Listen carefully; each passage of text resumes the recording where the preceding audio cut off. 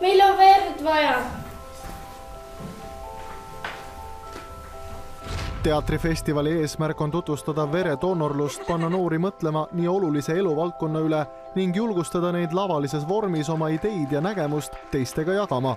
Veredoonorlusel on seos paljude elualadega ja miks mitte ka teatriga. Teater on ju selline väljendusvorm meie ühiskonnas, millega me saame väga palju teavet inimestele jagada ja seda eesmärki see teatrifestival just teenibki propageerida doonorlust. Doonorlus on sellepärast tähtis, et sa saad sellega inimeste elusi päästa, kui nad on vaja seda.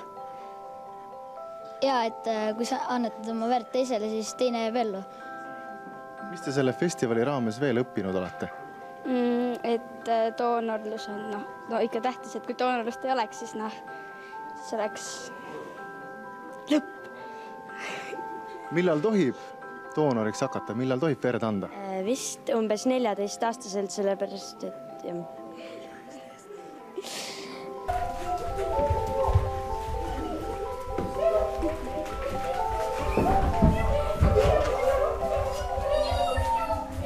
Festivali parimatele oli välja pandud auhinnad, esikohta autasustati kollektiivse tasuta teatrireisiga vabalt valitud etendusele.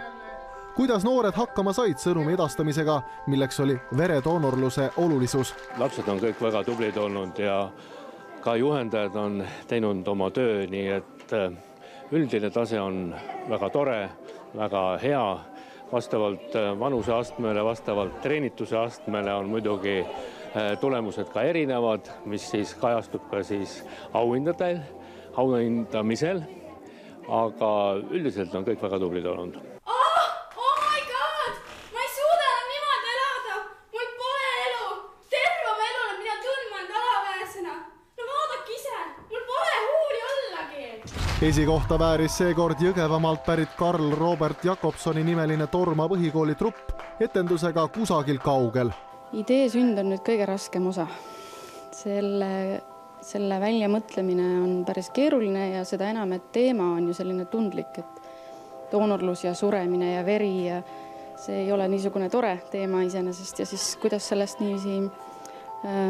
niimoodi välja tulla, et see piinlikuks ei muutu lava peal, see on nagu keeruline.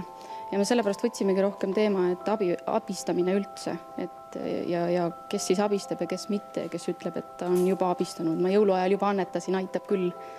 Et siis selle teema peale rohkem rõhusime.